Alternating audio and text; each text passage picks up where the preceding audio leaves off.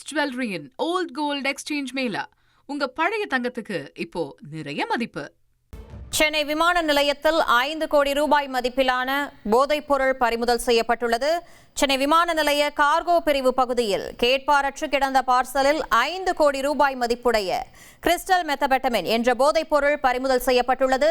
இது குறித்த கூடுதல் விவரங்களை வழங்க இணைகிறார் செய்தியாளர் சாலமன். வணக்கம் சாலமன், இது குறித்த கூடுதல் விவரங்களை வழங்குங்க. சென்னை மீனம்பாக்கம் பழைய விமான நிலையம் பகுதியில சர்வதேச சரக்கு முனையம் அமைந்திருக்கிறது.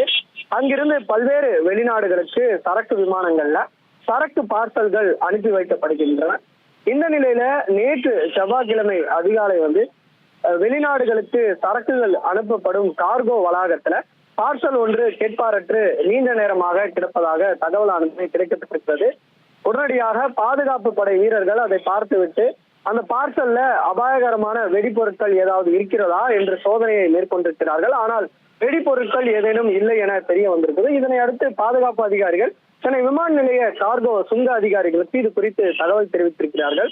அவர்கள் பார்சலை திறந்து பரிசோதித்த போது அதற்குள்ள வெள்ளை நிற பவுடர் இருந்திருக்கிறது. அந்த பார்சல்ல மருத்துவ ரசாயன பவுடர் என்று எழுதப்பட்டிருந்ததாகவும், ஆனாலும் இது குறித்து சந்தேகமடைந்த அதிகாரிகள் பார்சல்ல குறிப்பிடப்பட்டிருந்த செல்போன் எண் மற்றும் முகவரியை தொடர்பு கொண்ட போது அனைத்தும் போலியானவைகள் என்பதும் தெரிய வந்திருக்கிறது. இதனை அடுத்து அந்த பவுடரை எடுத்து சென்று சென்னையில் இருக்கக்கூடிய ரசாயன ஆய்வுக்கூடத்திற்கு அனுப்பி வைத்து அங்கு நடத்தப்பட்ட ஆய்வுல அந்த பவுடர் கிறிஸ்டல் மெத்தோபெட்டமின் போதைப் பொருள் என்பதும் தெரிய வந்திருக்கிறது.